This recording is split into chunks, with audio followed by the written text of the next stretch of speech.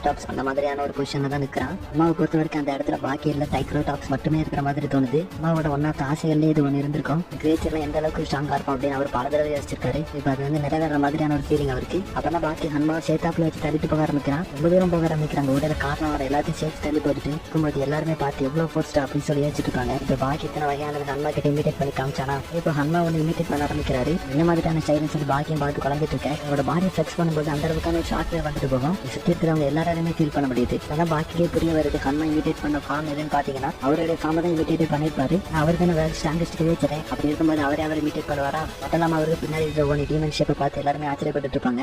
ஒரு shock wave வந்துட்டு போச்சுன்னு சொன்னால அது வந்து ஒரு லைட் வேவ் மாதிரி. இந்த ஷேப்ல அந்த லைட் வேவ்ஸ்ல இவங்க பாத்துருப்பாங்க. இப்போதைக்கு ஈச்சரோ இமிடேட் பண்ணதா பெர்ஃபெக்டான இமிடேஷன் அப்படின்னு சொல்லலாம். அவர் ஈச்சரோவை இமிடேட் பண்ணிருக்காரு அப்படின்னு சொல்லும்போது ஈச்சரோ கிட்ட என்னெல்லாம் இருக்குமோ அதெல்லாம் அவர்கிட்ட இருக்குது. பாக்கி ஒரு ட்ரைசெராடாப்ஸ் இமிடேட் பண்ணும்போது அவங்களோட பாடி ஷேப்ல இருந்து எதுவுமே அவங்க கிட்ட இருக்காது இல்லையா. அதனாலதான் ஹன்மாவோட பெர்ஃபெக்ட் இமிடேஷன் அப்படின்னு சொல்லலாம். அப்பதான் பாக்கி ஈச்சரோ கிட்ட ஒரு ஃபார்மோட யூஸ்ஃபுல்னஸ் அப்பியரன்ஸ் வச்சு மட்டுமே தீர்மானிக்க முடியாதுன்னு சொல்லுவானா. எதை வச்சு சார் தீர்மானிப்பீங்கன்னு சொல்லிட்டு ஹன்மா கேட்க நான் உங்களுக்கு செஞ்சு காமிச்சாதான் கரெக்டா இருக்குன்னு ஹன்மா கிட்ட நடந்து வருவானா. ஹன்மாவும் கூட பாக்கி கிட்ட தான் நடந்து வந்துட்டு இருப்பாரு. சடனா கீழே விடுற மாதிரி போயிருவாரா. ஆக்சுவலி டெப்போட்டுக்கு யாராலையுமே இதை நம்ப முடியல. இந்த மாதிரி ஸ்லிப் ஆகும் அப்படின்னு சொல்லிட்டு யாருமே எதிர்பார்த்திருக்க மாட்டாங்க. ஹன்மாவுமே பாக்கி கிட்ட சொல்வாரு அந்த டைம்ல கொஞ்சம் டிஸ்ட்ராக்ட் ஆயிருந்தேன். ஆனா அதை கரெக்டா யூஸ் பண்ணி அடிச்சிட்டேன். உனக்கு ஏதாவது பரிசு தரணும் போல தோணுது அப்படின்னு சொல்லிட்டு கிட்ட அவன் தலையை தடை விட்டு அப்படின்னு சொல்லுவாரா. ஃபைட்டோட நடுவில் இருக்காது உனக்கு தெரியலையான்னு சொல்லி பாக்கி கேட்க ஒரு அப்பாவா தன்னோட பையனை பிரைஸ் பண்ண நினைக்கிறது தப்பா அப்படின்னு சொல்லிட்டு இவருமே இங்க பாக்கியை கூப்பிட்டு இருக்க. ஆனா பாக்கி அவன் அறியாமே அழ ஆரம்பிக்கிறான். பாக்கி ஒரு ட்ரிக்கா இருக்குமா அப்படின்னு நினைச்சாலுமே கூட ஹன்மா அவரோட கையை ஹோல்ட் பண்ணி வச்சுக்கிற விதத்துல இருந்து எல்லாத்தையும் பார்க்கும்போது அவர் உண்மை சொல்ற மாதிரி தான் தோணுது. இந்த சமயத்துல ஹன்மா நீ ஒரு விஷயத்தை அக்கம்ப்ளிஷ் பண்ணிருக்கேன். அப்படி இருக்கும்போது நான் அவனை பிரைஸ் பண்ணி ஆகணும்னு சொல்லிட்டு இருக்கேன். பாக்கி அவனோட செஸ்ட்ல ஒரு மாதிரி பெயின்ஃபுல்லா ஃபீல் பண்ணுவான். பதட்டமான சிச்சுவேஷன்ல ஒரு ஃபீலிங் இருக்கு. அந்த மாதிரியான ஒரு ஃபீலிங் வர இந்த மாதிரியான ஒரு விஷயத்தை 18 இயர்ஸ் கழிச்சு இப்பதான் எக்ஸ்பீரியன்ஸ் பண்றான். ஏன்னா இவங்களோட ரிலேஷன்ஷிப் அப்படிங்கிறது நம்மளோட இமேஜினேஷனுக்கு அப்பாற்பட்டதா இருக்கும்போது இந்த மாதிரியான ஒரு மூமெண்ட் நடக்க பாக்கி அந்த அளவுக்கு ஃபீல் பண்ணுவான். அப்புறம் இவன் நம்ம இதுக்காக என்ன இத்தனை நாள் வெயிட் பண்ண வச்சிட்டீங்களேன்னு சொல்லி கேட்க உனக்கு வேணாமான்னு சொல்லி ஹன்மா சொல்லுவாரா. அவனும் அப்படி சொல்லலையே. பாக்கிக்கு அவனோட லைஃபை விட இதான் இப்போதைக்கு இம்பார்ட்டன்டா இருந்தாலுமே கூட இப்போதைக்கு அது வேணாம்னு சொல்லி முடிவெடுக்கிறான். இப்ப நம்ம யார் வின் அப்படின்னு சொல்லி முடிவெடுக்கலாம். வேற எப்பவுமே நம்மளால முடிவெடுக்க முடியாதுன்னு சொல்லிட்டு ஹெட்மேட் இப்போதைக்கு வேணாம்னு சொல்லி முடிவெடுக்கிறான். அவனை பொறுத்த வரைக்கும் இது ஹார்ட் டிசிஷன் அப்படின்னு சொல்லி ஆகணும். அப்பதான் ஹன்மா பாக்கியோட ஷோல்டர் ஸ்ட்ராங்கா பிடிச்சிட்டு அவனோட தலையை தடை விடுறேன்னு சொன்னேன். ஆனா நீ இதை வேணான்னு சொல்லிட்டேன். நீ அதை ரெஃப்யூஸ் பண்ண இதான் நடக்கும். ஹெட்மேட் பண்ணி விடுறேன் அப்படின்னு சொல்லி அவனோட தலையை தடை விடுவார். ஆனா பாக்கியும் விடுறா அப்படின்னு சொல்லி கத்திட்டு இருப்பான். அந்த அளவுக்கு பெயின்ஃபுல்லா போட்டு நெருக்கிட்டு இருப்பாரு. சமயத்துல டோக்கு அவர்கிட்ட போய் இதெல்லாம் பார்த்துட்டு ஒரு ஷேடிஸ்டியா எப்பவும் பையனை போட்டு புள்ளி பண்ணிக்கிட்டே இருக்கிறான் அப்படின்னு சொல்லிட்டு இருப்பாங்க. அம்மா பாக்கி கிட்ட இப்போ உனக்கு புரியுதா நான் என்ன பண்ணணும்னு ஆசைப்படுறேன் அதை என்னால பண்ண முடியும்னு சொல்ல இதுதான் உண்மையாவே சொல்ல பண்ண ரியல் ஸ்ட்ரென்த். அதனால மத்த விஷயத்த உனோட மைண்ட்ல ஃபில்லாக விட்டாரு அப்படின்னு சொல்லிட்டு பாக்கி சுத்தி விட்டு வரா. பாக்கி லேண்ட் ஆன உடனே நெக்ஸ்ட் வீக் விழும்போதே ஒரு டைலாக் சொல்றாரு. ஒருத்தரோட ஆசையை அவங்களால நிறைவேற்ற முடியல அப்படின்னு சொல்லும்போது அவங்க சொல்றதை நீ கேட்காத. நான் இவ்வளவு கஷ்டப்பட்டு இந்த இடத்துக்கு வந்தேன் அப்படின்னு சொல்றதுல எல்லாமே ஒரு எக்ஸ்கியூஸ் தான். மாதிரி பாக்கி அடிக்கும் போதே அவனுக்கு லெசனுமே சேர்த்து எடுக்கிறாரு. இப்பதான் ஹன்மா இந்த பஞ்சோட இந்த மேட்சை முடிச்சிடலாம் சொல்லி முடிவெடுக்க சடனா அவங்க ரெண்டு பேருக்கிட்டையும் ஹை பிரசன்ஸ் இருக்கிற மாதிரியான ஃபீலிங். யாரும் திரும்பி பார்க்கும்போது அந்த இடத்துல பிக்கில் வந்து நிப்பானா. எதுக்காக இந்த இடத்துக்கு வந்தான்னு சொல்லி தெரியல. ஹன்மாவை நான் இதுக்காக நான் வெயிட் பண்ணிட்டு இருந்தேன் அப்படின்னு சொல்லி சண்டைக்கு தயாராக பாக்கி சடனா பிக்கிலோட ஃபேஸ்லயே ஒரு பஞ்ச் பண்ணுவான். பிக்கிலோட பல்லு வந்து ஒரு ஃபேன் மாதிரி இருக்கும்ல. அவன் கொடுத்த பஞ்சோட ஃபோர்ஸ்லயே பிஞ்சு போயிருமா. இதை பார்த்து பிக்கிலுமே வெளியேற்று இருக்கானா. ஆனா அதே சமயத்துல அவனை விட கோபமா முன்னாடி ஒரு பிரசன்ஸ் அவனால பார்க்க முடியுது. அவனுமே இது ஒன்னோட பிரச்சனை எதுவுமே கிடையாது. இந்த இடத்த விட்டு போயிருந்து சொல்ல புரிஞ்சுப்பா இது நம்மளோட பிசினஸ் இல்ல அப்படின்னு சொல்லிட்டு அந்த இடத்த விட்டு போயிருவான். கூட்டத்திலே ஒரு காரணம் இருக்காங்க உட்காந்து மேட்சை பார்க்க ஆரம்பிக்கிறான். ஆனா ஹன்மா பாக்கி ஒரு பஞ்சு கொடுத்து அந்த இடத்துல படுக்கப்பட்டுருவாரு. இன்ஸ்டா கிக் பண்ணலாம் சொல்லி பாக்கியோட ஃபேஸை பார்த்து ஒரு கிக் பண்ணுவாரா. பாக்கி அந்த இடத்துல இருந்து வேனிஷ் ஆயிடுவான். ஹன்மாக்கு முன்னாடி போய் நின்னுட்டு அவன் ஸ்ட்ரென்த்ல இருந்து எல்லாமே முயற்சி பண்ணி பார்த்துட்டேன். வேற ஏதாவது கிரியேட்டிவா தான் யோசிக்கணும்னு இவங்க சொல்லிட்டு இருக்கேன். நான் அவனோட சேலஞ்ச் ஒத்துக்கிறேன் அப்படின்னு சொல்லிட்டு பாக்கி கிட்ட வந்து நிப்பாரா. சுத்தி இருக்கக்கூடிய ஆடியன்ஸ் மாதிரி தான் நமக்கும் அது என்ன சேலஞ்ச் அப்படிங்கிறது தெரியல. அவங்க பேசுறதை வச்சு பார்க்கும்போது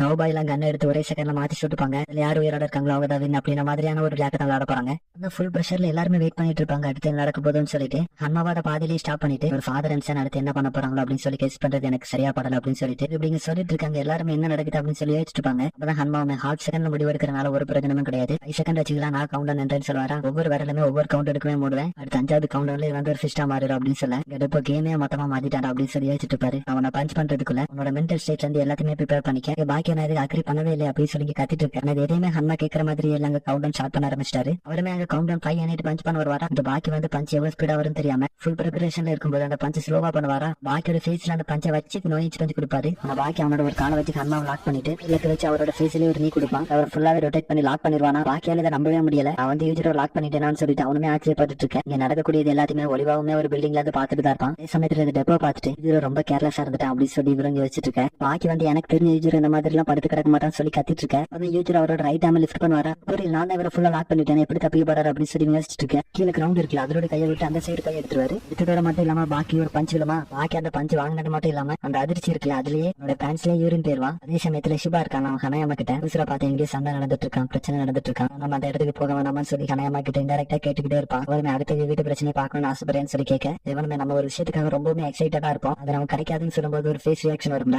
அந்த ரியாக்ஷனோட இல்ல எனக்கு பார்க்க இன்ட்ரெஸ்ட் இல்ல அப்படின்னு சொல்லிடுவான். அதே சமயத்துல ஹன்மா பாக்கிய பார்த்து ஒரு குழந்தை மாதிரி உனக்கு அழனும் தோணும் போது அல்ற, அதே சமயத்துல எனக்கு பிஸ் அடிக்கணும்னு தோணும் போது பிஸ் அடிக்கிற, இவனுமே ஆமா அப்படின்னு சொல்லிட்டு ஹன்மா அட்டாக் பண்ண வருவானா. ஆனா ஹன்மா அவரை ஃபுல்லாவே ரோல் பண்ணி ஒரு கிக் பண்ணுவாரா. அது வந்து பாக்கிய எக்ஸ்பெக்ட் பண்ணிருக்க மாட்டான். அவனா ஹன்மா பாக்கிய பார்த்து இந்த மாதிரி பண்ணிட்டு இருந்தா ஹன்மா பிளட் இருக்குல்ல அது உன்னோட பாடிக்குள்ள அவைக்கன் ஆகாது அப்படின்னு சொல்லுவாரா. நான் இப்ப என்ன முடிவு பண்ணிருக்கேன், அதை நான் அடிச்சிருப்பேன் அப்படின்னு சொல்லி முடிவு எடுத்திருக்கேன். இங்க பாக்கி ஒண்ணுமே புரியல. ஹன்மா டிஎன்ஏவே அவைக்கனிங் பண்ண போறீங்களா அப்படின்னு சொல்லி யோசிச்சுட்டு இருக்கேன். ஹன்மாவை என்னோட லைஃப்ல நான் இத்தனை நாள் ஃபுல் போர்டம்ல தான் இருந்தேன். ஆனா என்னோட லைஃபுக்கு ஃபுல்ஃபில்மெண்ட் கொடுக்க போறது என்னோட பையனா தான் இருக்க போறான் அப்படின்னு சொல்லிட்டு ஃபுல் ஃபோர்ஸ்ல ஒரு பஞ்ச் பண்ணுவாரா. பாக்கி ஏதாவது ராக்கெட் விட்ட மாதிரி ஏர்ல போவான். அவனை சும்மா விடுற மாதிரி இல்ல, அவன் கார்ல போய் விழுந்தாலுமே கூட அங்க வந்து ஒரு பஞ்ச் பண்ணுவான். அவன் அந்த இடத்துல பிளாக் அவுட் ஆகிற மாதிரி தான் தெரியுது. அதே சமயத்துல எகிப்துல ஒரு ஆர்கியாலஜிஸ்ட் டீமை காமிக்கிறாங்க. அந்த பிரமிட் ஒரு விஷயத்தை பாக்குறாங்க. பிரமிட்குள்ள எந்த மாதிரி செதுக்கப்பட்டிருக்குன்னா ஒரு மனிதன் இருக்கிறான், அவனுக்கு பின்னாடி ஒரு டீமன் சிம்பிள் போட்ட மாதிரி பொறிக்கப்பட்டிருக்கு. இதை பார்க்கும்போது நமக்கு ஒண்ணு தோணும், இதே மாதிரியான ஒரு டீமானிக் ஃபேஸ் தான் அம்மாவோட பேக்ல இருக்கும். அதே இப்ப பாக்கிக்குமே உருவாயிட்டே வர மாதிரி இருக்குல்ல. சோ அதை வச்சு நம்ம பார்க்கும்போது ஏன்ஷியன் டைம்ல இருந்து இந்த பிளட் லைன் அப்படிங்கிறது ஷேர் ஆயிட்டே வந்துட்டு இருக்கு போல. சோ இது வந்து என்னோட ஹன்ச் மட்டும் தான், அதனால நீங்க இதை வந்து பெர்சனலா எடுத்துக்கணும் அப்படிங்கிற அவசியம் இல்ல. இது இன்னொரு ஸ்டோன் எப்படி பொறிக்கப்பட்டிருக்கலாம், அந்த பெர்சனை சுத்தி ஃபுல்லாவே ஸ்பேர்ஸா இருக்கிற மாதிரி எல்லாமே அவர் அட்டாக் பண்ற மாதிரியும் இருக்குது. இது இவங்க இங்க பாத்துட்டு இருக்கேன். அம்மா பாக்கிய போட்டு செஞ்சுட்டு இருக்காரு. அம்மா அடிச்ச அடியில அவனோட ஷர்ட் வந்து ஃபுல்லாவே டேரா போயிருக்குமா. அங்க மயக்கத்துல இருக்கும்போது கூட பாக்கி யோசிச்சுட்டு இருப்பான், அந்த சின்ன ஓனி சிம்பல வெளியே யாருக்கும் காமிக்க வேண்டாம்னு சொல்லி ஆசைப்பட்டாங்க அப்படின்னு சொல்லி அவங்க யோசிச்சுட்டு இருக்கேன். அப்பதான் பாக்கி ஏதாவது முடிச்சுக்கலாமா அப்படிங்கிற மாதிரியான நிலைமைக்கு போக ஆரம்பிச்சிட்டான். அவன் பாக்கி கிட்ட வந்து இதுக்கு மேல கண்டினியூ பண்ண வேண்டாமா அப்படின்னு சொல்லி கேட்க, பாக்கி கண்டினியூ பண்ணலாமா வேணாமா அப்படிங்கறத பேசிட்டு இருக்கும்போது அம்மா வந்து பாக்கிக்கு பின்னாடி யாரோ ஒருத்தரை பார்த்து ஆச்சரியப்பட்டு இருக்கான். யாரும் பாத்தீங்கன்னா ஹன்மாவோட அப்பா இருக்காரு, அவர் தான். ஹன்மாவோட பார்த்துட்டு யூச்சிரோ ஹன்மா நீங்க என்ன பண்ற அப்படின்னு சொல்லி கேட்க, பாக்கிங்கன்னா அப்பதான் புரியுது இவர் தான் என்னோட தாத்தாவா அப்படின்னு சொல்லி யோசிச்சுட்டு இருக்கேன். அப்பதான் யூச்சிரோ ஹன்மாவை பார்த்து என்னோட பையன் அவனோட பையன் கிட்ட ஸ்ட்ரகிள் ஆகிறது என்னால பார்க்க முடியுது. சமயத்துல பாக்கி நீதான் அப்படின்னு சொல்லி பாக்கிய பார்த்து கூட நான் என்ன சொல்லி கேட்கும்போது நினைச்சா ஒன்னால அவனை டிஃபீட் பண்ண முடியும்னு சொல்லுவாரா. சமயத்துல டோக்குகாவா இருக்காரு, அவராலையுமே யூச்சிரோட பிரசன்ஸை பார்க்க முடியுது. ஆச்சரியம் பாக்கியால பார்க்க முடியுதான்னு சொல்லிட்டு பிரசிடென்ட் யாரையா பாக்குற அப்படின்னு சொல்லி கேட்க, யூச்சிரோ ஹன்மா அவர் தான் இதுக்கு முன்னாடி அமெரிக்காவை டிஃபீட் பண்ணாரு அப்படின்னு சொல்லுவாரு. அப்புறம் பிரசிடென்ட் அவருக்கு ஒண்ணுமே புரியாம எனக்கு கொஞ்சம் தெளிவா சொல்ல முடியுமா அப்படின்னு சொல்லி கேட்க, டோக்குகாவா இருக்கார்ல அவருமே யூச்சிரோ ஹன்மா பத்தின ஹிஸ்டரி சொல்ல ஆரம்பிக்கிறாரு. ஓகினாவா இருக்கலாம் அந்த ஐஸ்லாண்டுல தான் வேர்ல்டு வார் 2 அப்போ ஜப்பானுக்கும் யூஎஸ்க்கும் இல்லைனா கிரவுண்ட் பேட்டில் அப்படிங்கிறது நடந்துச்சு. அந்த ஓகினாவில இருக்கக்கூடிய ஒரு குட்டி குட்டி ஐலாண்ட்ல இருக்கும்ல, அதுல ஒரு சின்ன ஐலாண்ட்ல மட்டுமே 1000 டன்னுக்கான எக்ஸ்ப்ளோசிவ் வெடிக்கப்பட்டுச்சான். அந்த பிரசிடென்ட் கேட்டுட்டு ஜப்பான் ஆர்மிக்கு எதிராக இதெல்லாம் பண்ணாங்க அப்படின்னு சொல்லி கேட்க, இல்ல அது வந்து யூச்சிரோ ஹன்மா இருக்காரு அவருக்கு எதிராக தான் யூஸ் பண்ணப்பட்டுச்சுன்னு சொல்லுவாரா.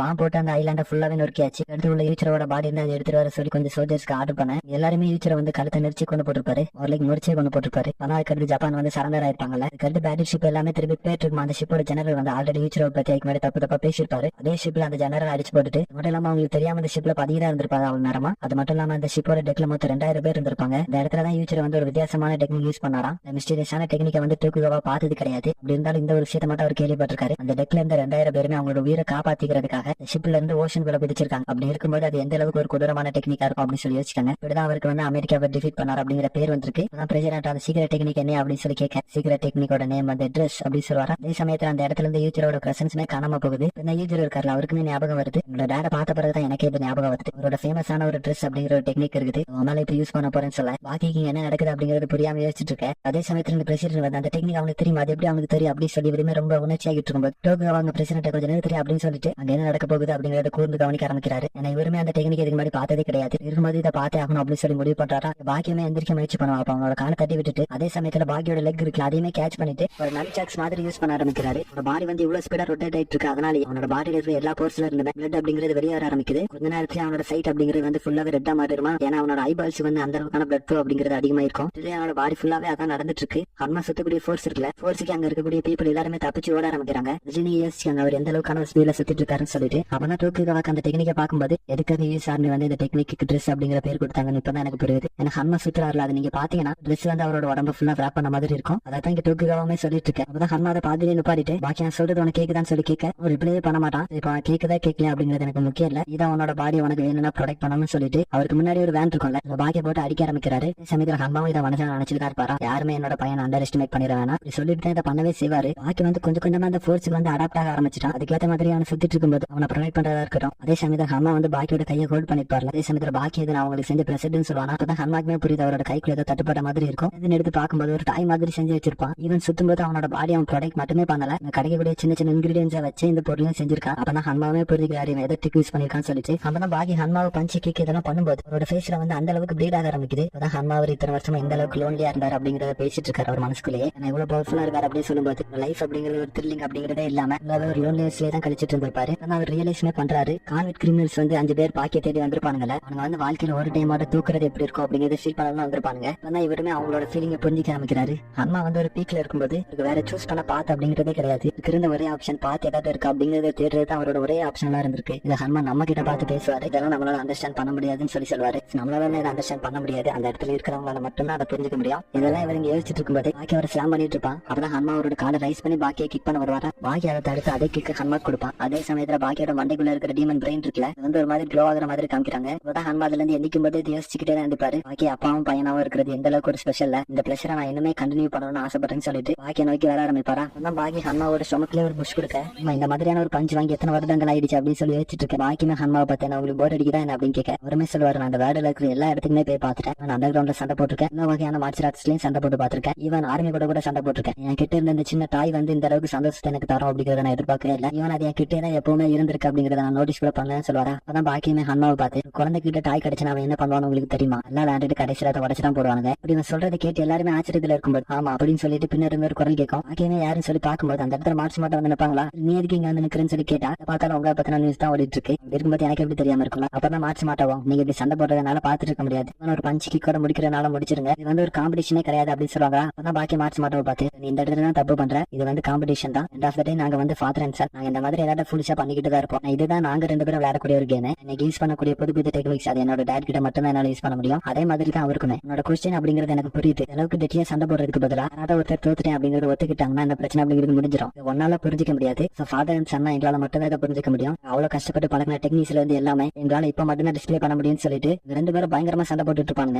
அப்பதான் ஹனுமா பாக்கியை கிக் பண்ணி ரொம்ப தூரத்துல வீசும்போது பாக்கியை ஈஸியா தான் மேனேஜ் பண்ணி நின்றுவான். இல்லையே தெரியுது அவன் எந்த அளவுக்கு ஒரு பயங்கரமான ஃபைட்டரா மாறிட்டு இருக்கான்னு சொல்லிட்டு. அப்பதான் ஹனுமா மாற்ற மாட்டேக்கிட்ட எப்பவுமே தொடர்ந்து பண்ணிக்கிட்டே விட்டுறவே விட்டுறாது அப்படின்னு சொல்ல, அவங்களோட பையனுக்கு எது வேணுமோ அதை நான் கொடுக்காம விட்டுட்டேனா அப்படின்னு சொல்லி மாற்ற மாட்ட கேட்க, அது இப்ப முக்கியம் இல்ல, அவன் குரோ ஆகிறதுக்கு முக்கியமான ஒரு காரணம் அது நீதான், நான் ரொம்பவே தேங்க்ஃபுல்லா இருக்கேன் அப்படின்னு சொல்ல. அதான் மாற்ற மாட்டோம் ஹனுமாவை பார்த்து, அதை வந்து பாக்கியை ஸ்ட்ராங் ஆகிறதுக்காக பண்ணலன்னு சொல்ல, எனக்கு தெரிஞ்சவங்க ரெண்டு பேரும் அந்த செக்சுவல் ரிலேஷன்ஷிப் இருக்குல்ல அதை பத்தி தான் பேசிட்டு இருக்காங்கன்னு நினைக்கிறேன். அதே சமயத்துல ஹனுமாவும் நான் டைம் அப்படிங்கிறது முடிஞ்சிருச்சுன்னு சொல்லும்போது அவர் சொல்றது கரெக்ட் தான், ஒரு சேஃபான பிளேஸ்ல நினைக்கன்னு சொல்லுவானா. அந்த கோச் வந்து நான் இந்த இடத்துக்கு நவள மாட்டேன்னு சொல்லும்போது அவங்க ரெண்டு பேரும் மாத்தி மாத்தி அங்க பஞ்ச் பண்ணிக்க ஆரம்பிக்கிறாங்க. மார்ச் மாட்டை வந்து பயத்துல கத்திட்டு இருப்பாங்க. ஃபைட் தூரத்துல இருந்து பார்த்தவங்களே அந்த அளவுக்கு பயந்துட்டு இருக்கும்போது எந்த அளவுக்கான ஒரு எஃபெக்ட் இருக்கும் அப்படிங்கிறது யோசிச்சாங்க.